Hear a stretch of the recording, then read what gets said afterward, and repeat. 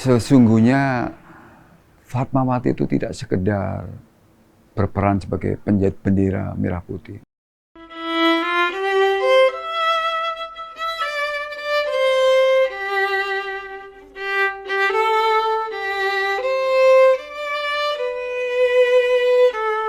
Fatmawati itu anak satu-satunya dari perkawinan Hasanuddin dengan Siti Khadijah. Walaupun dia itu anak tunggal, dia itu nggak manja.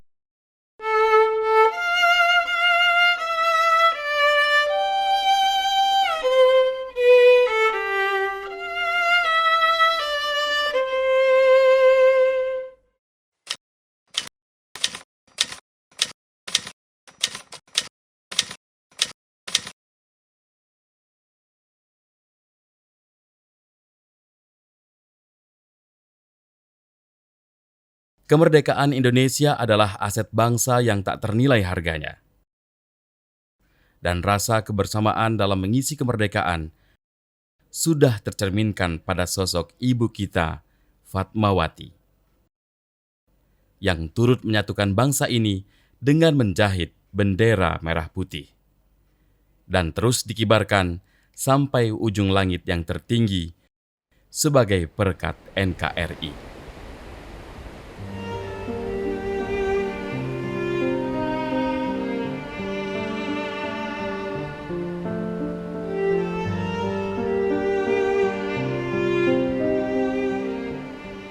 Kekaguman hamba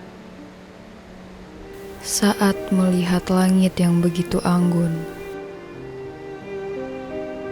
sama seperti hatiku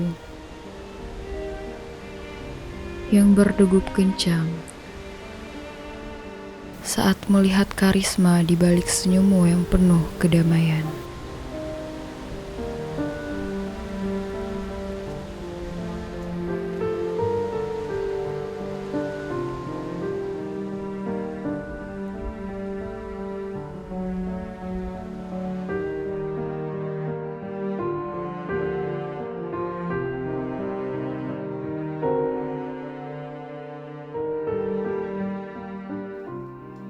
Jadi, cak mano lamaran pemuda itu, Fat? Apakah kamu terima atau tidak? Terserah Bapak aja. Kalau menurut Bapak pemuda itu baik untuk Fatma, Fatma ikut aja.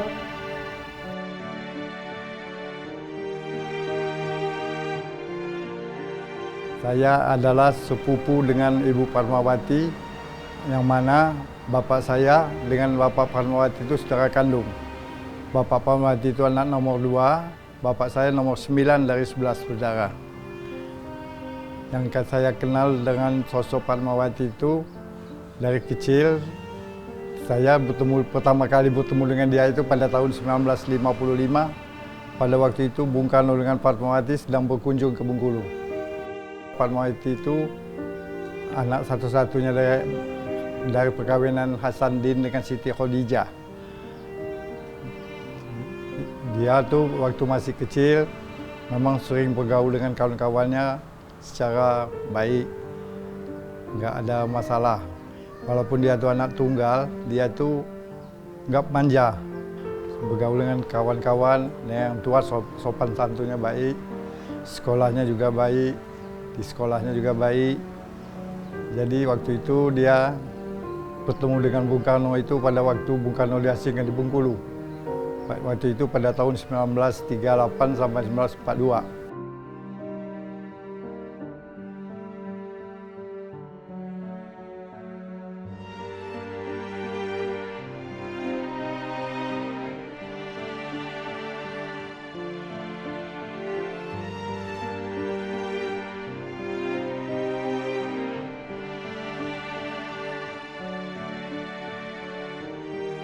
Aku melihat perjuangan bangsa ini yang melelahkan,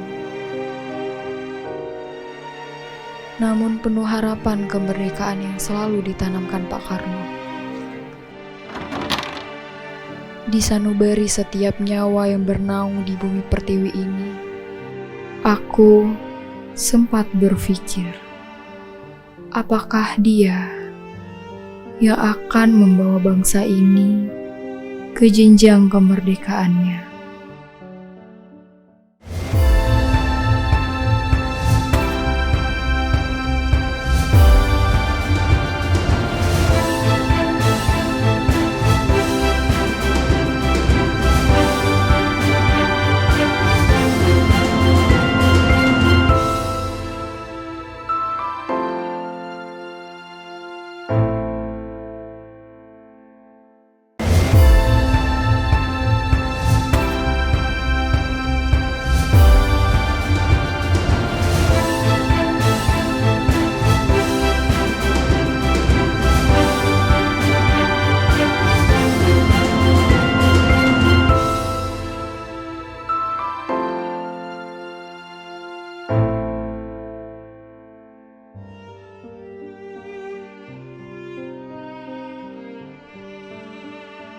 Fatma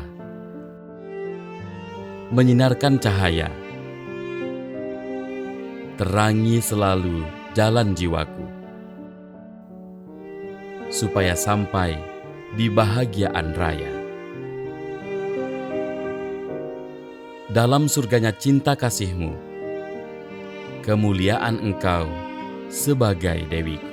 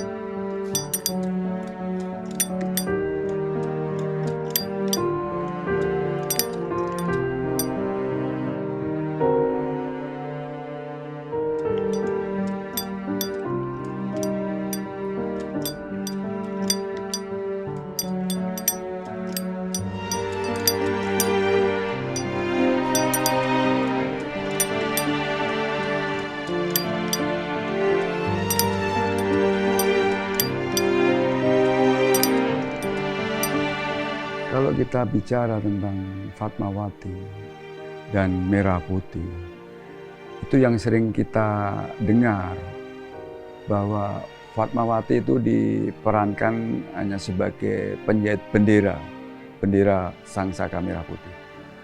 Tapi sesungguhnya Fatmawati itu tidak sekedar berperan sebagai penjahit bendera Merah Putih. Enggak. Justru itu terlalu mengecilkan peran Fatmawati. Jauh sebelum Indonesia merdeka, warna merah putih yang diwujudkan dalam bentuk kain merah putih itu sudah disimpan oleh Fatmawati 1,5 tahun lamanya. Dan ketika Indonesia sudah memerdekakan diri 17 Agustus 45, bendera itu keluar. Artinya bukan langsung dicari kain merah putih dijahit, enggak. Tapi itu memang sudah disiapkan. Dan perjuangannya luar biasa. Ketika Fatmawati dititipi sepasang kain merah dan putih, itu memang sudah ada pembicaraan, sudah ada perenungan, sudah ada proses bagaimana nanti Indonesia bakal merdeka. Dan salah satu persyaratan adalah ada bendera. Kalau seorang Fatmawati tidak punya pemikiran tentang kebangsaan, tidak punya naluri tentang bagaimana menjadikan Indonesia sebuah negara yang merdeka dan akan mewujudkan impiannya Indonesia merdeka, maka tidak akan terpikirkan bagaimana menghadirkan kain merah putih itu sebagai bendera sangsaka merah putihnya bangsa Indonesia. Dengan demikian bahwa merah putih, bendera merah putih sangsaka bagi bangsa Indonesia itu ada di tangan Fatmawati.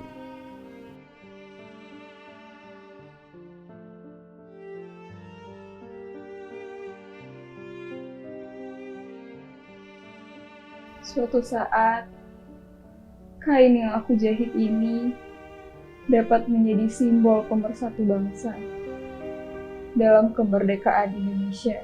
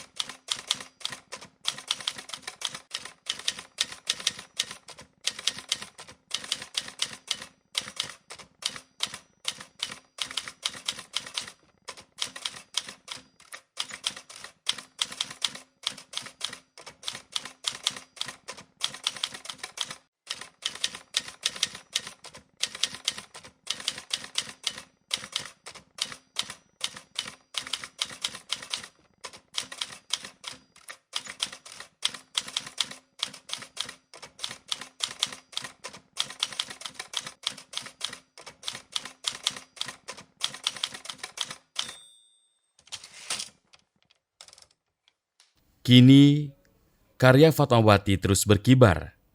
Bukan hanya orang dan masyarakat Bengkulu saja yang bangga, tetapi negara juga sangat bangga padamu. Fatmawati, terimalah gelar pahlawan nasional ini sebagai bentuk penghargaan dan cinta kasih bangsa Indonesia terhadap pengorbanan dan karya besarmu. Teruslah berkibar merah putihku, agar para pahlawan tidak lagi merasa mati sia-sia dalam memperjuangkan kemerdekaan Indonesia. Juga agar anak cucu dan penerus bangsa dapat terus mencintai dan mengenangmu.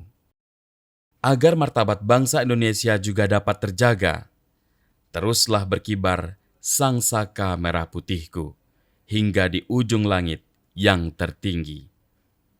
Di atas kerendahan dirimu, demi satu tujuan, untuk NKRI. Seorang Fatmawati ketika bertemu dengan Bung Karno di Bengkulu, Fatmawati sungguh luar biasa. Dia seorang yang sangat cerdas, bisa mengimbangi ketika terjadi dialogis ya antara Bung Karno dengan Fatmawati. Dan Fatmawati mampu mengikuti, bahkan Bung Karno sendiri memuji kecerdasan Fatmawati. Seorang yang masih remaja begitu ya, tapi pemikirannya sudah begitu luas. Dan Bung Karno sempat heran-heran dalam bukunya di Cindy Adam disebutkan juga, di autobiografinya juga disebutkan bahwa Fatmawati itu memang seorang yang cerdas sekali. Dan Fatmawati juga mempunyai latar belakang yang bagus sekali, seorang yang sangat religius. Dan dia memegang teguh prinsip. Makanya ketika Fatmawati dihadapkan pada suatu pilihan, maka dia prinsip anti poligami itu dia akan tegakkan, dan buktinya dia lebih rela keluar dari istana daripada dia di poligami. Dan satu hal lagi, bahwa kesetiaan Fatmawati yang luar biasa, dia menanti kekasih, menanti Bung Karno itu kalau kita lihat pernikahannya baru 43, sementara dia berpisah dengan Bung Karno jadi 42 ya, itu sudah lumayan. Walaupun setahun lebih, tapi itu menanti penantian yang luar biasa. Dan akhirnya kesetiaan itulah berujung bahwa Fatmawati sebagai figur dari putri atau perempuan Bengkulu yang luar biasa, yang patut diteladani. Dia sebagai first lady-nya bangsa Indonesia, dan itu dari Bengkulu. Bengkulu harus bangga karena mempunyai seorang Fatmawati yang luar biasa, yang patut diteladani, baik itu dari prinsip memegang teguhnya. Dia juga seorang sederhana, bahkan sangat-sangat religius. Itu kelebihan-kelebihan Fatmawati, dan dia memang ketika sudah mencintai, dia memang menaruhkan cintanya setulus. Diajak Bung Karno dari Jakarta kemudian berjuang sampai ke Jogja dan sampai ke luar negeri. Dia kalau dibaca di referensi-referensi sangat sederhana sekali. Bahkan ketika lawatan sampai ke luar negeri itu tidak punya apa-apa ya. Dia bahkan dipinjami perhiasan supaya kelihatan, sebenarnya dia tidak suka memang itu. Nah itu kelebihan dari seorang Fatmawati Putri Bengkulu, kesederhanaannya.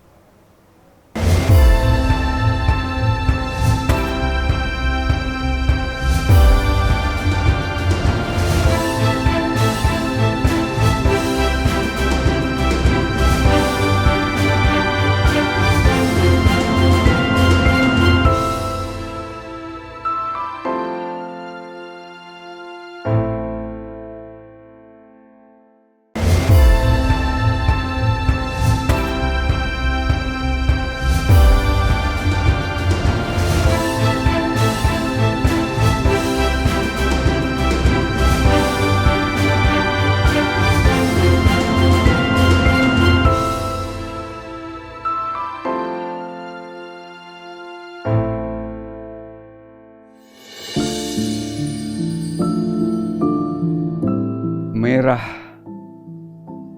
putihku, merah putihmu. Di manakah engkau kini?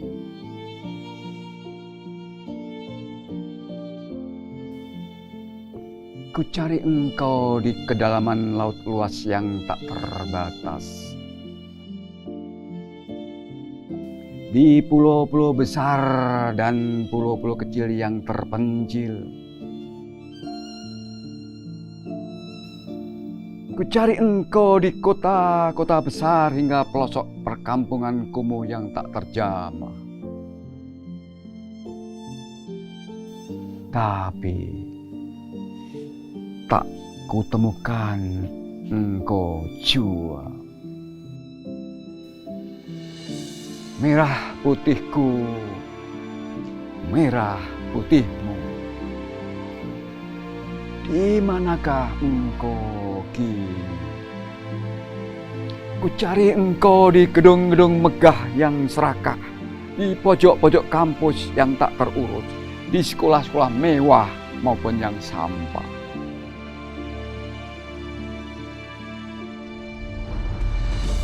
Namun tak kutemukan engkau juga. Oh merah putihku, merah putihmu, di manakah engkau berada? Kutanyakan engkau, pada orang kebanyakan yang sedang kesusahan. Tapi semua membisu 1000 bahasa. Oh, merah putihku, merah putihmu, di manakah engkau kini? Dulu kusucikan, masihkah kini engkau agungkan? Atau malah kau acuhkan? Dulu ku bentangkan, masihkah kini kau kibarkan? Atau malah kau singkirkan? Masihkah kini kau muliakan? Atau malah kau rendahkan?